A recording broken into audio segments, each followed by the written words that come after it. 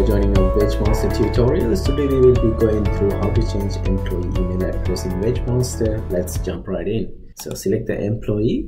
Make sure you from the drop down select the correct employee. For example, I will change the email address on Janet, and under general email/internet. So you can see their current email address in there, and it's also set to default to email their payslip. So you go and click on edit and just update the email address, and you can leave this tick as it is, so it will automatically set it to default and you don't need to worry about getting their or emailing their payslips anymore.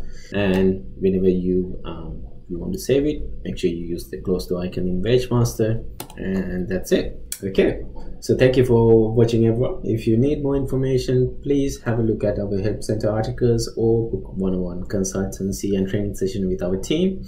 All are linked in the description box. Also, don't forget to subscribe to our YouTube channel and give this video a like if you enjoy it. Have a great day.